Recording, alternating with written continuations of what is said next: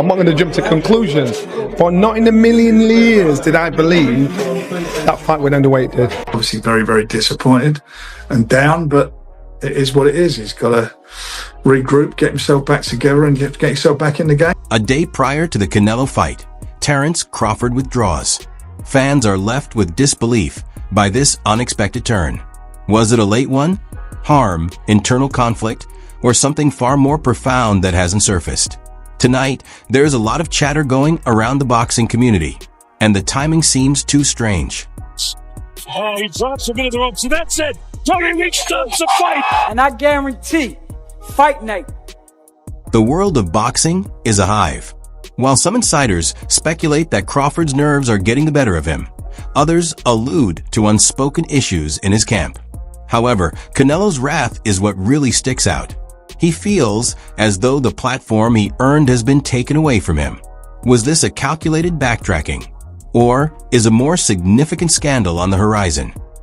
People who don't wanna believe, they don't believe. Even if it is true what I say or the proofs is there, they wanna believe. Thing on your record that you wish hadn't happened? No. Even seasoned experts like Johnny Nelson find it difficult to understand. The uncertainty, the secrecy, and the timing all seem uncannily similar to previous scandals. Was this something Crawford's camp kept a secret until the very end? Or did everyone get caught off guard by the news? The ambiguity just serves to strengthen the mystery and fuel rumors. No matter what drugs you take, it doesn't make you a better fighter. It might make you stronger, it might make you fit. It doesn't make you a better fighter. That's proof. You know, so until more news. The rumors have now escalated.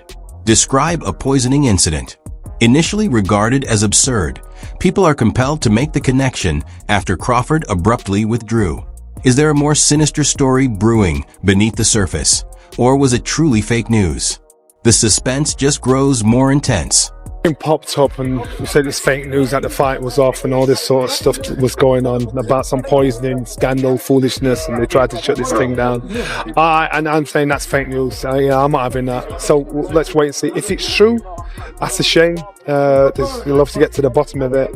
But I'd heard this yesterday, but I just put it down as fake news. It's not real. So all we can do is react to what we know, so we can speculate. The volume of voices is increasing. If these startling rumors are true, some people think Crawford shouldn't even be given another opportunity. No excuses, no tolerance.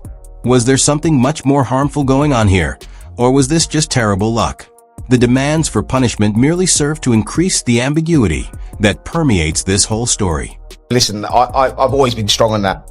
I've always been strong on the fact that I don't believe in giving them a second chance. You're basically saying no 3 strikes and you're out. No 3 strikes and you're out. No. One, you fail a test and gone ski. Absolutely, because I just believe then that moving forward, people would think twice about doing it. If they think, well, you know what, I'll get a second chance anyway. The frustration that every boxing fan is currently experiencing is highlighted by YB Patreon. When the limelight is at its highest, how can a boxer sign up for the grandest stage of his life just to withdraw? Although injuries are a natural part of the sport, the timing is just too convenient, and the justifications are insufficient. Was Crawford truly upset, or was it just nerves getting the better of him at the last second? There are increasingly strong rumors that he may have lost confidence after witnessing anything in Canelo's training. Canelo, meanwhile, is unwavering, in perfect physical condition, and demanding action. Fans are left to contrast the two ways of thinking. One man is preparing for battle, while the other is hiding in the shadows. Why the emotion is so effectively captured by these direct phrases. Crawford is currently refusing to provide the answers that boxing needs. Like that, people schedule fights and then they pull out, oh, I was injured. Well, if you was injured, you won't be injured in 4 months. Additionally, Canelo makes it apparent that he shares everyone else's disbelief. Although Canelo Alvarez answers with cool professionalism, you can tell he's disappointed and angry. He is unaware of the specifics, and that's precisely the issue. No one does. This abrupt absence leaves everyone in suspense.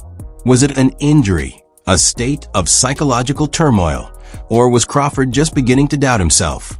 Canelo has never backpedaled in the face of a variety of opponents.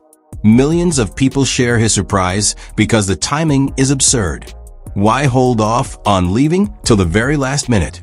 Although Canelo's poise in this situation is impressive, supporters are aware that he must feel cheated out of the fight he trained for behind the scenes. People will naturally question whether anything larger or darker has been concealed when the year's biggest fight abruptly ends. We currently only have Canelo's shocked response and hearsay. I don't know exactly what is going on, and so I don't have anything to say right now. I'm surprised, yes. Teddy Atlas highlights Canelo Alvarez's warrior attitude. Canelo doesn't hesitate or hide as other people do. He requests the most difficult task possible, regardless of the danger. That is the definition of grandeur. Crawford's choice to withdraw at the last minute, however, conveys a very different message. Was he aware that increasing his weight would reveal his limitations? Or did the bright lights only make you feel cold? The striking contrast is unavoidable for fans. When it counted most, one man disappeared while the other demanded competition.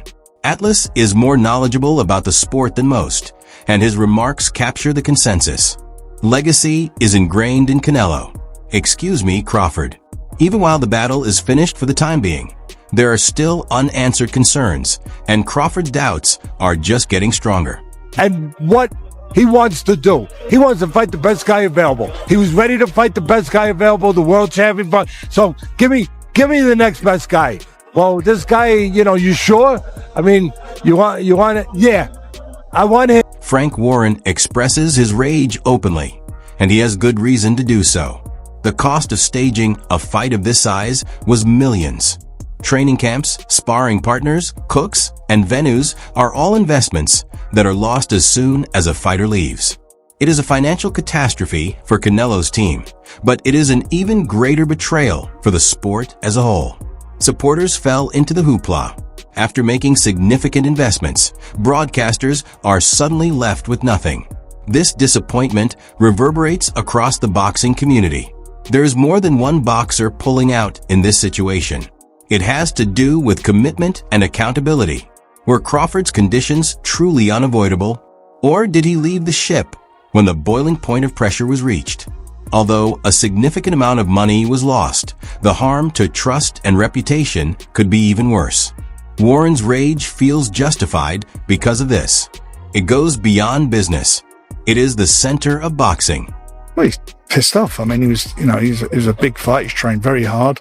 If you don't fight, you don't get paid. You imagine the cost involved in a training camp, booking places to set the camp up, bringing the sparring partners in, the nutritionists, the chefs, trainers and everybody, and you don't get paid.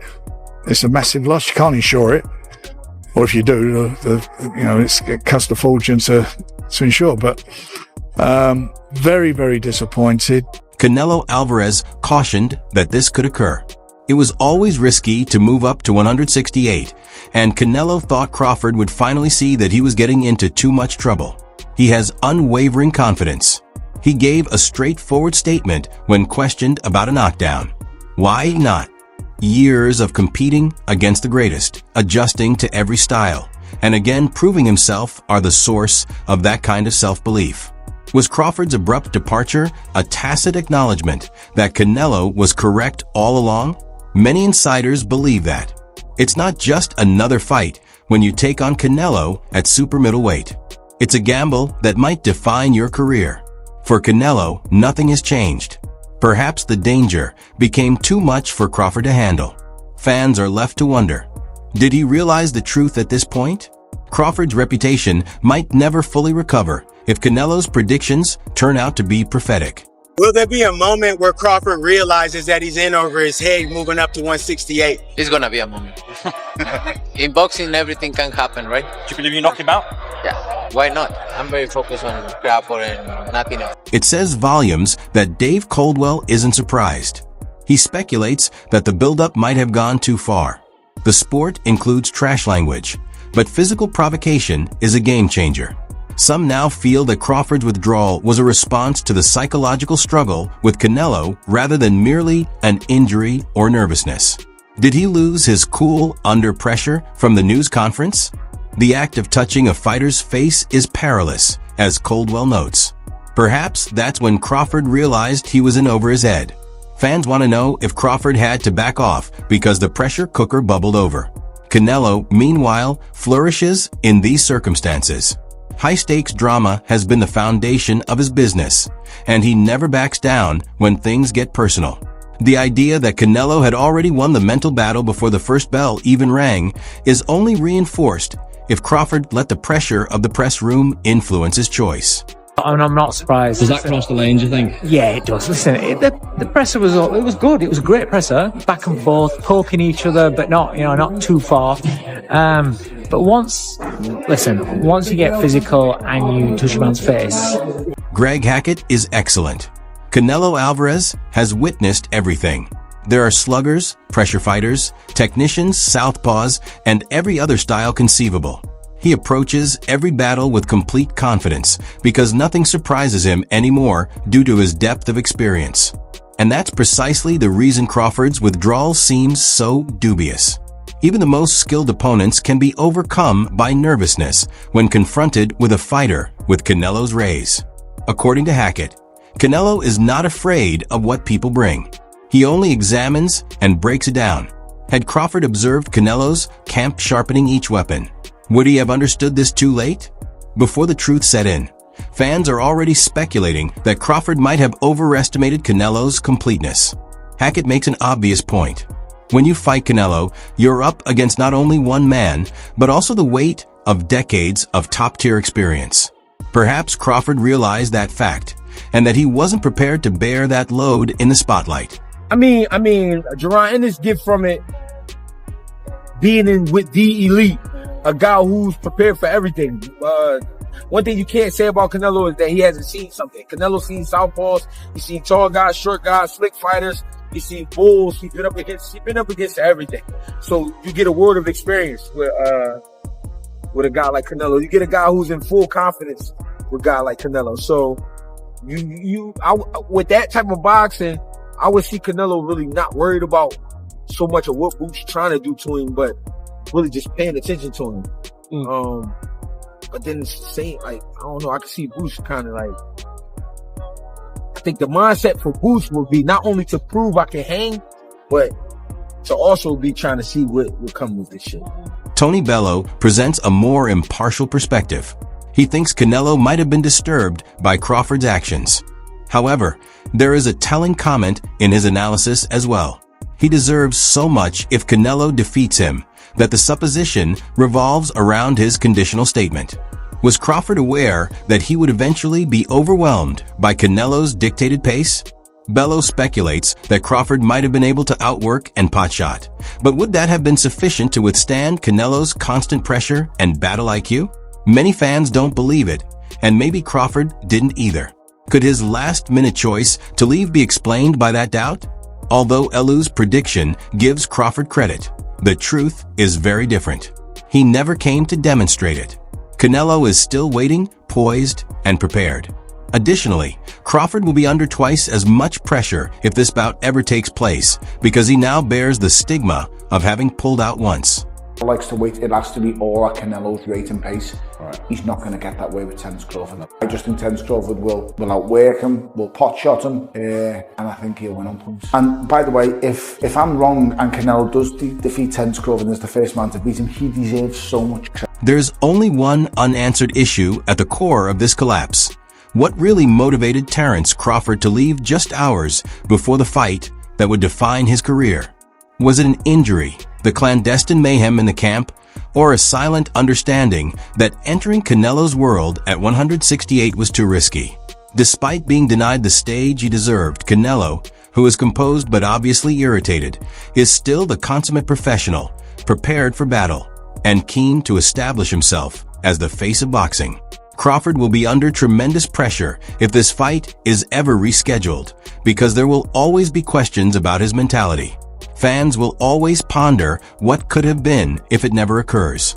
Tell us, do you support Canelo, the season winner, Or do you think Crawford can overcome his detractors and silence them?